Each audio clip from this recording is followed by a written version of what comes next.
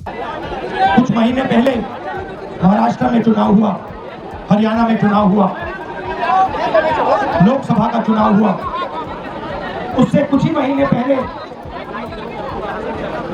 लोकसभा के चुनाव के कुछ ही देर बाद महाराष्ट्र और हरियाणा में विधानसभा का चुनाव हुआ।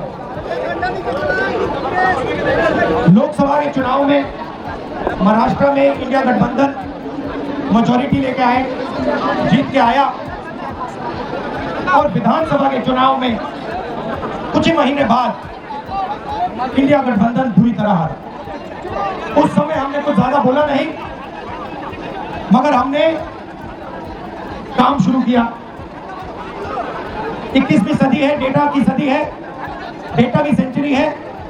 हमने डेटा देखना शुरू किया, और जैसे ही हमने डेटा देखना शुरू किया, हमें पता लगा कि लोकसभा में और विधानसभा में 1 करोड़ नए वोटर शामिल हुए। मतलब विधानसभा में 10% ज्यादा वोटरों ने वोट किया। और जब हमने पता लगाया कि ये वोटर कहां से आए, ये कौन है, तो आश्चर्य की चीजें निकली।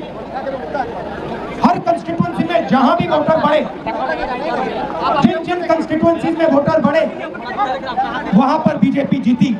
सारे के सारे वोट जो नए वोट आए, वो सारे के सारे बीजेपी को गए। एक बिल्डिंग में 4000 5000 वोटर रजिस्टर हुए, गरीबों के वोट काटे गए।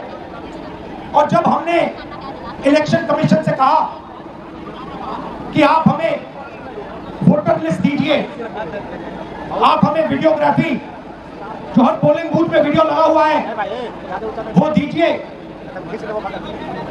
इलेक्शन कमीशन बिल्कुल शांत हो गया, चुप हो गया, एक शब्द नहीं कहा।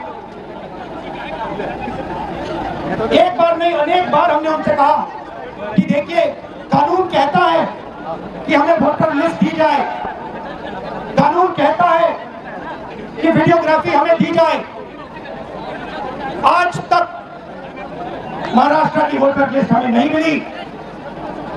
वीडियोग्राफी का कानून बदल दिया क्योंकि वो सच्चाई छुपाना चाहते हैं।